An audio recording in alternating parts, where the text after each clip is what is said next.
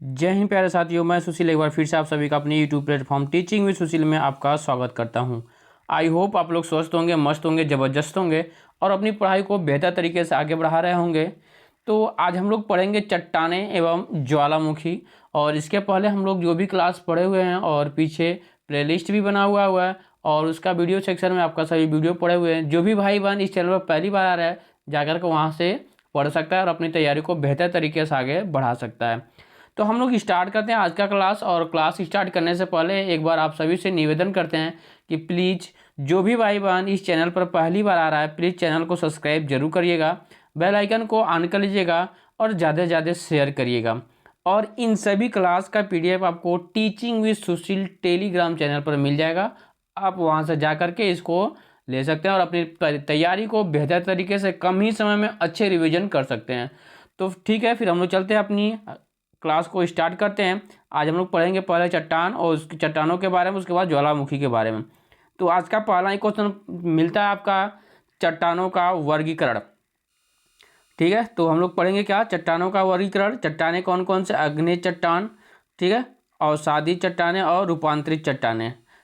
अब देखिए जीवाश्म, इसमें क्वेश्चन बनता है जीवाश्म रहित चट्टानें कौन सी होती है।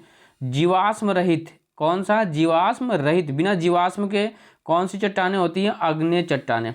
ठीक है, आग्नेय चट्टानें जो होता है वो क्या होता है आपका, जीवाश्म रहित चट्टान होती है। उसके बाद काली मिट्टी का निर्माण किन चट्टानों के क्षरण से होता है, तो आग्नेय चट्टान से होता है, आग्नेय शैवाल। ठीक है, अगले चट्टानों से होता है। हालांकि काली मिट्टी का निर्माण किन चट्टानों से होता है, तो आग्नेय चट्टानों से होता है। अगला क्वेश्चन आ जाता है संपूर्ण क्रस्ट के कितने प्रतिशत भाग अवसादी चट्टानें विस्तृत हैं, तो लगभग 75%। क्वेश्चन फिर समझिएगा, करा संपूर्ण क्रस्ट के कितने प्रतिशत भाग पर अवसादी चट्टानें विस्तृत है, तो जो अवसादी चट्टानें होती हैं ये 75% पूरा विस्तृत है ये। ठीक है, चलिए आग्नेय शैल जो होते हैं ये आग्नेय चट्टान के रूपांतरण से निर्मित शैलें कौन कौन से शैल प्राप्त होती हैं, यानी कि ग्रेनाइट, नीस, उसके बाद बेसाल्ट, उसके बाद फिर ये भी बेसाल्ट का शिस्ट और ये बेसाल्ट एम्फीबोलाइट। ठीक है, तो जो शैलें होती हैं आग्नेय शैल, आग्नेय चट्टानों के रूपांतरण निर्मित शैलें होते हैं। ये अवसादी चट्टानों से निर्मित शैलें कौन कौन सी होती है, तो ये शैल और ये स्लेट है। तो चूना पत्थर व डोलोमाइट, संगमरमर, वालुका पत्थर, क्वार्टजाइट, कांग्लोमरेट, क्वार्टजाइट, बिटुमिनस कोयला, ग्रेफाइट व हीरा। तो ये होते हैं अवसादी चट्टानों से निर्मित। आगे जाते हैं रूपांतरित चट्टानों के पुनः रूपांतरण से निर्मित शैलें, और इनसे कौन कौन सा होता है, स्लेट जो होता है, फाइलाइट, और फाइलाइट जो होता है सिस्ट, फाइलाइट सिस्ट, गैब्रो सरपेंटाइल। तो ये होते हैं जो रूपांतरित चट्टानों के पुनः रूपांतरण से निर्मित शैलें। अब आगे क्वेश्चन यहाँ से देखिएगा, कह रहा है कि रूपांतरित चट्टानों की उत्पत्ति किन चट्टानों से होती है, तो आग्नेय तथा अवसादी दोनों चट्टानों से होती है। जो रूपांतरित तीसरा शैल होता है ये आग्नेय और अवसादी शैलों के द्वारा होता है। संगमरमर किस चट्टान का उदाहरण है, अभी हम लोग देखें संगमरमर किसका होता है, रूपांतरित चट्टान का देखेंगे। तो संगमरमर जो होता है वो किसका होता है, रूपांतरित चट्टान का होता है। चलिए आ जाते हैं आगे। क्वेश्चन करा कि चट्टानों के निर्माण में 8 प्रमुख तत्वों का योगदान है। ये 8 तत्व कौन कौन से हैं, तो ये ऑक्सीजन है, सिलिकॉन है, एल्युमिनियम है, लोहा है, कैल्शियम है, सोडियम है, पोटेशियम है, मैग्नीशियम है। ये 8 तत्व बन करके चट्टानों का निर्माण होता है। चलिए आ जाते हैं अगले क्वेश्चन पे। अगला क्वेश्चन आपका बन रहा है यहाँ से, करा कि सर्वाधिक कठोर चट्टानें कौन सी होती हैं। तो सबसे कठोर चट्टानें कौन से हैं भाई, तो ये रूपांतरित चट्टानें जो होती है सबसे कठोर चट्टानें होती हैं। पृथ्वी के अंदर पिघले पदार्थ को क्या कहते हैं, मैग्मा कहते हैं। यानी कि पृथ्वी के अंदर जो पिघले पदार्थ होते हैं वो क्या होते हैं, मैग्मा होते हैं। पृथ्वी के आंतरिक भाग में लावा के ठोस होने से निर्मित चट्टान को क्या कहते हैं, तो प्लूटोनिक चट्टानें कहते हैं। क्या कहते हैं, प्लूटोनिक चट्टानें कहते है। एक बार फिर से देखिएगा, पृथ्वी के आंतरिक भाग में लावा के ठोस होने से निर्मित चट्टान को क्या कहते हैं? प्लूटोनिक चट्टानें कहते हैं। अगला क्वेश्चन है, ओजोस डेल सलाडो ज्वालामुखी किस देश में अवस्थित है? तो अर्जेंटीना एवं चिली में। कहाँ पे? अर्जेंटीना एवं चिली में स्थित है। ठीक है, चलिए आ जाते हैं अगला क्वेश्चन। यहाँ से देखिएगा, करा कि ज्वालामुखी क्रिया में सबसे अधिक जलवाष्प गैस निकलती है। इसके अतिरिक्त carbon dioxide, sulphur dioxide, nitrogen, hydrogen इत्यादि गैस निकलती हैं। तो देखिए करा ज्वालामुखी की क्रिया में सबसे अधिक जलवाष्प गैस निकलती है, उसके बाद तो फिर carbon dioxide, sulphur dioxide, nitrogen, hydrogen ये सब निकलते हैं। अगला क्वेश्चन करा है कि सक्रियता के आधार पर ज्वालामुखी के कितने प्रकार होते हैं? तो ज्वालामुखी के 3 प्रकार हैं, सक्रिय ज्वालामुखी, सुषुप्त ज्वालामुखी और मृत ज्वालामुखी। तो ये 3 प्रकार के ज्वालामुखी होते हैं, इनको याद करिएगा, यहाँ से क्वेश्चन बनता है आपका, इंपॉर्टेंट क्वेश्चन है। ठीक है, तो कितने प्रकार के ज्वालामुखी होते हैं? तो सक्रिय 3 प्रकार के होते हैं, पहला सक्रिय ज्वालामुखी, दूसरा सुषुप्त ज्वालामुखी और तीसरा है मृत ज्वालामुखी। तो ये तीनों ज्वालामुखी को हम लोग देखेंगे। आ जाते हैं कहा कि वैसे ज्वालामुखी जो लंबे समय से सक्रिय नहीं हुए हैं किंतु भविष्य में कभी भी सक्रिय हो सकते हैं, उन्हें क्या कहते हैं? जो अभी तक सक्रिय नहीं हुए लेकिन कभी भी सक्रिय हो सकते हैं, उन्हें क्या कहते हैं? सुषुप्त ज्वालामुखी। क्या कहते हैं? सुषुप्त ज्वालामुखी। कहने का मतलब ऐसे ज्वालामुखी जो लंबे समय से सक्रिय नहीं हुए हैं, अभी तक जो लंबे समय से सक्रिय नहीं हुए हैं किंतु भविष्य में कभी भी सक्रिय हो सकते हैं, तो उन्हें क्या कहते हैं? उन्हें सुषुप्त ज्वालामुखी कहते हैं। ज्वालामुखी से निकलने वाले पदार्थ, अब ज्वालामुखी से कौन कौन से पदार्थ निकलते हैं? ज्वालामुखी से निकलने वाले पदार्थों को 3 वर्गों में विभाजित किया गया है, यानी बांटा गया है। अब देखिए ये 3 कौन कौन से होते हैं। हालांकि गैस तथा जलवाष्प, ये क्या होता है? ज्वालामुखी उद्भेदन के समय सर्वप्रथम गैसें एवं जलवाष्प बाहर आते हैं, जिसमें जलवाष्प की मात्रा सर्वाधिक होती है। अन्य गैसों में कार्बन डाइऑक्साइड, नाइट्रोजन और सल्फर डाइऑक्साइड आदि प्रमुख होती हैं। और दूसरा होता है विखंडित पदार्थ। विखंडित में क्या होता है? इसमें धूल एवं राख से बनी चट्टानी टुकड़े, यानी कि टफ टुकड़े, मटर के दाने के आकार वाले टुकड़े कुछ इंच से लेकर कई फीट तक व्यास वाले बड़े बड़े चट्टानों के टुकड़े एवं अपेक्षाकृत बड़े आकार के टुकड़े आदि बाहर धरातल पर निकलते हैं। और तीसरा और ये लास्ट है आपका लावा। क्या निकलता है? लावा। कहा कि ज्वालामुखी उद्गार के समय भूगर्भ में स्थित तरल पदार्थ को मैग्मा कहते हैं। जब मैग्मा धरातल पर निस्तरित होता है तो उसे लावा कहा जाता है। धरातल पर लावा के ठंडा होने के बाद आग्नेय चट्टान कहलाता है। तो ये था पूरा आपका लावा, और ये तीनों थे, इनके बारे में हम लोग देख लिए। अब आ जाते हैं अगला प्रश्न, और ये लास्ट प्रश्न है इस पेज का। कहा कि आग्नेय एवं अवसादी चट्टानों के संगठन तथा स्वरूप में परिवर्तित होने से रूपांतरित चट्टानों का निर्माण होता है। इस क्वेश्चन को एक बार फिर समझिएगा। कहा कि आग्नेय शैल,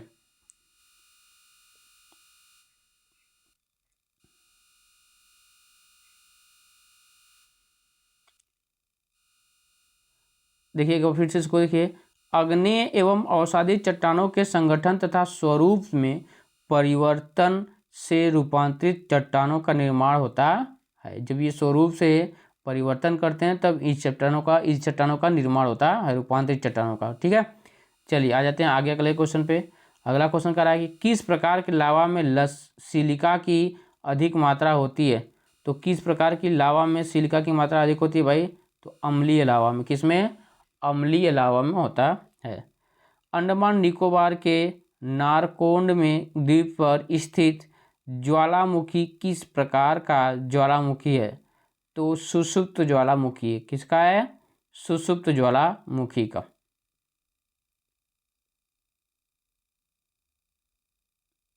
चलिए आ जाते हैं अगला चौथा नंबर, कहा कि माउंट किलिमंजारो किस श्रेणी का ज्वालामुखी है? तो शांत ज्वालामुखी का, किसका? शांत ज्वालामुखी का है। ठीक है, किसका? शांत ज्वालामुखी का है।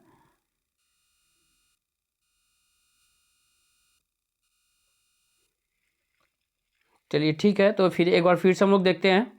तो इसको देखिएगा, कह शुरू से देखिएगा यहाँ से। कह रहा कि किस प्रकार के लावा में सिलिका की अधिक मात्रा पाई जाती है? तो किस प्रकार की लावा में? तो अम्लीय लावा में। किसमें? अम्लीय लावा में जो होता है वो सिलिका की अधिक मात्रा पाई जाती है। अगला क्वेश्चन देखिए, कह रहा कि अंडमान निकोबार के नारकोंडम द्वीप पर स्थित ज्वालामुखी किस प्रकार की ज्वालामुखी है? तो सुषुप्त ज्वालामुखी है। कहाँ पर भैया? अंडमान निकोबार। ठीक है, कह रहा कि माउंट किलिमंजारो किस श्रेणी का ज्वालामुखी है? तो ये शांत ज्वालामुखी है। किसका? शांत ज्वालामुखी है। कौन सा? Mount Kilimanjaro. ये कहाँ का है? तो शांत ज्वालामुखी है ये। ठीक है, कैसा है? तो शांत ज्वालामुखी है। चलिए आ जाते हैं, इसको देख लेते हैं आगे।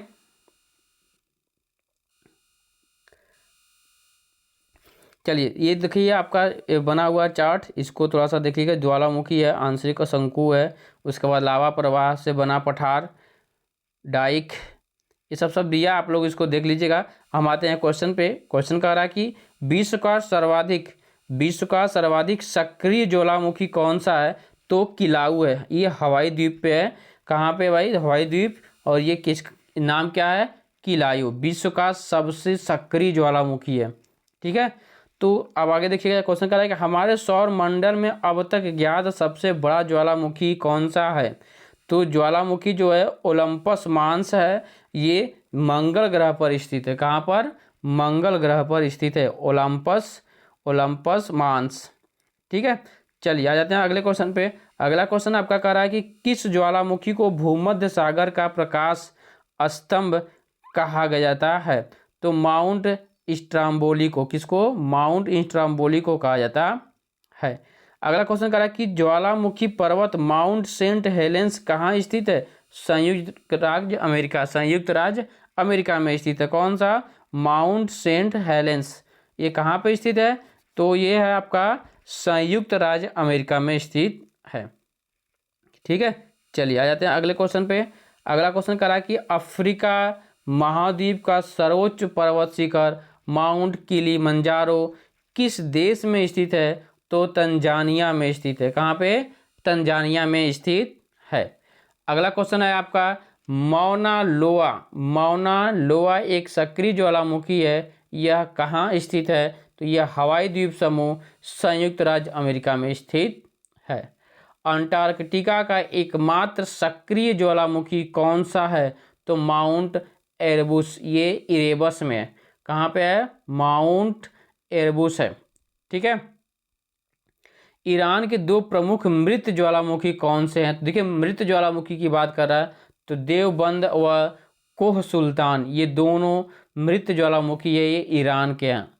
ठीक है, अगला कह रहा है कि Eurasian plate, Africa, Indian plate तथा मध्य महाद्वीप पेटी ज्वालामुखी मेखला के अंतर्गत आते हैं। ठीक है, मेखला के अंतर्गत आते हैं। अगला क्वेश्चन क्या कर रहा है? ज्वालामुखी शंकु के ऊपर मिलने वाली कीपाकार गर्तनुमा आकृति को क्या कहते हैं? जो कीप के आकार का होता है कीपाकार, उसे क्या कहते हैं? तो उसे हम लोग क्रेटर कहते हैं। क्या कहते हैं? क्रेटर कहते हैं। ठीक है भैया, उसे क्या कहते हैं? क्रेटर कहते हैं। चलिए अगला क्वेश्चन है, संयुक्त राज्य अमेरिका का रेनियर, हुड व शास्ता किस ज्वालामुखी श्रेणी के उदाहरण हैं? तो ये मिश्रित ज्वालामुखी शंकु के उदाहरण हैं। कौन से? मिश्रित ज्वालामुखी शंकु के उदाहरण ये तीनों। कौन कौन सा है? रेनियर, हुड व शास्ता। ठीक है, चलिए आ जाते हैं अगले क्वेश्चन पे। अगला क्वेश्चन है आपका, यहाँ से बनता है विश्व के सक्रिय ज्वालामुखी, यानी कि जो विश्व के सक्रिय ज्वालामुखी है कौन कौन से हैं, इसको हम लोग देख लेते हैं। नाम है, देश है और उसकी ऊंचाई भी दिया गया। तो पहला नंबर है कोटोपैक्सी, ये जो कोटोपैक्सी ज्वालामुखी है ये किस देश में है, तो इक्वाडोर में है, और इनकी जो ऊंचाई है 5,897 मीटर ऊंचा है। ठीक है, 5,897 मीटर ऊंचाई पर है। अगला क्वेश्चन है क्लूचेवस्काया। क्लूचेवस्काया ये कहाँ पर रहता है, रूस में है, और इनकी ऊंचाई 4,688 मीटर है। और अगला है आपका ब्रिंगेल। ब्रिंगेल पर्वत ये कहाँ पे है, अलास्का यानी कि संयुक्त राज्य अमेरिका में है। ये 4,317 मीटर ऊंचा है, 4,317 मीटर ऊंचा पे है। और अगली ज्वालामुखी कौन से है भैया, अगली सक्रिय ज्वालामुखी कौन है, तो कैमरून है। कैमरून, ये कैमरून में पाया जाता है। ये 4,070 मीटर 4,070 मीटर है ऊंचा। अगला क्वेश्चन है कह रहा है कि इरेबस। इरेबस कहाँ पाया जाता है, तो अंटार्कटिका में, अंटार्कटिका देश में है, और ये है आपका 3,795 मीटर ऊंचाई पर। ठीक है, चलिए आ जाते हैं अगला क्वेश्चन पे, देखते हैं हम लोग। कह रहा है कि नीरागोंगो। नीरागोंगो जो ये सक्रिय ज्वालामुखी है ये कहाँ पर है आपका, तो ये है डेमोक्रेटिक रिपब्लिक ऑफ कांगो। कहाँ पे, डेमोक्रेटिक रिपब्लिक ऑफ कांगो में ये 3,470 मीटर ऊंचाई पर है। कहा कि इली आमना ये कहाँ पे है, तो ये अलेतु आन श्रेणी संयुक्त राज्य अमेरिका में स्थित है। ये 3,053 मीटर ऊंचा है। कहा कि एटना। एटना जो होता है ये सिसिली इटाली में होता है। ये कहाँ पे स्थित है, ये सिसिली इटली में है। ये 3,340 मीटर ऊंचाई पर है। ठीक है, आ जाते हैं माउंट बेकर। माउंट बेकर ये कास्केड श्रेणी संयुक्त राज्य अमेरिका का है, ये भी है। ये 3,285 का मीटर ऊंचाई पर है। अगला करा कि चिल्लन। चिल्लन कहाँ पे है, चिली का है। इनकी जो ऊंचाई होती है 3,200 मीटर है। ये कितने आए, 3,200 मीटर। अगला करा कि माउंट न्यामुरागिरा। ये कहाँ पर है, देखिए अगला ज्वालामुखी जो है तो माउंट न्यामुरागिरा, ये कांगो में स्थित है। ये 3,090 मीटर ऊंचाई पर स्थित है। कहा कि बिल्ला रिका। बिल्ला रिका ये कहाँ पे है, चिली में है। ये 2,842 मीटर ऊंचा है। ठीक है, अगला क्वेश्चन है माउंट रूहापेहू। रूहापेहू ये न्यूजीलैंड में स्थित है। ये 2,797 मीटर ऊंचा है। पोरक। पोरक कहाँ पे स्थित है, मैक्सिको में स्थित है। ये 2,800 मीटर लंबा, 800 मीटर ऊंचा है। अगला है असामा। असामा कहाँ पे है, जापान में है। ये 2,540 मीटर ऊंचा है। असामा ज्वालामुखी ये जापान में स्थित है। सेंट हेलेंस पर्वत ये संयुक्त राज्य अमेरिका में स्थित है, 2,530 मीटर ऊंचाई पर है। चलिए आ जाते हैं अगला ज्वालामुखी कौन सा है, करा कि न्यागू रोहे। नगाऊ रोहे ये है आपका न्यूजीलैंड में स्थित है। देखिए नाम तो बहुत खतरनाक है भाई। ये 2,291 मीटर लंबा है। ठीक है, हमला कहाँ पे है, आइसलैंड में स्थित है। ये है आपका 1,491 मीटर ऊंचा।